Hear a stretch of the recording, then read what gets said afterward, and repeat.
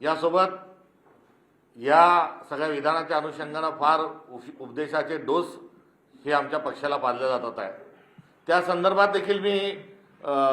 या ठिकाणी सांगू इच्छितो की सभ्यता काय असते आणि जेव्हा उपमुख्यमंत्री या बारामतीतून निवडणुकीला उभ्या होत्या त्यावेळेस संस्कृतीचा सभ्यतेचा संकेताचा भाग म्हणून काँग्रेस पक्षानं त्यावेळेस उमेदवारी आमची विड्रॉल केली।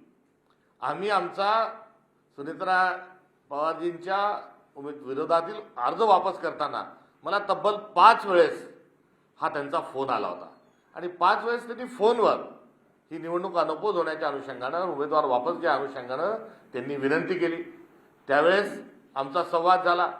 आणि अर्थात तो आदराचाच होता, तो सभ्यतेचाच भाग होता आणि आम्हाला सभ्यता शिकवणाऱ्यांना हे सांगायचे की अरे बाबा आमच्याजवळ सभ्यता आहेत आणि ती सभ्यता वापरल्यामुळे त्यांच्या निवडणुकीमध्ये आम्ही आमचा अर्ज हा विड्रॉल केला आणि तो अर्ज विड्रॉल नसता झाला तर काय होणार होतं हे आज बोलण्याची आवश्यकता नाही आणि ते सांगण्याची आवश्यकता नाही, कारण राजधर्म नावाचा एक धर्म असतो तो कुठेतरी पाळला गेला पाहिजे। आणि त्यावेळेस दस्तूरखुद मुख्यमंत्र्यांनी देखील आम्हाला जो फोन केला होता त्याचाही संदर्भ या ठिकाणी यासाठी सांगतो की त्यांच्याबद्दल आम्हाला कुठल्याही प्रकारचा अनादर किंवा कुठल्याही त्यांच्या संदर्भात दुसरा आशय असण्याचं कुठलंही कारण नाही आणि त्यांच्याबद्दल आमची जी सहानुभूती आहे आणि सभ्यतेचा संकेत जो आहे तो त्यावेळेस आम्ही पाळला होता याची आठवण या निमित्ताने या ठिकाणी करून देऊ इच्छितो। आणि दुर्दैव बघा की काल म्हणजे त्या पत्रकारांनी विचारलेल्या पत्रकार परिषदेतल्या शब्दात पत्रकारांना चुप्प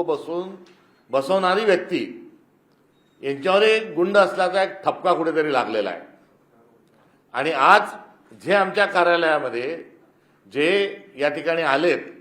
यांनाही त्यांना गुंड जर म्हटलं तर चुकीचं ठरणार नाही, कारण यातले आलेले जे आहेत यांच्या गुंडागर्दीला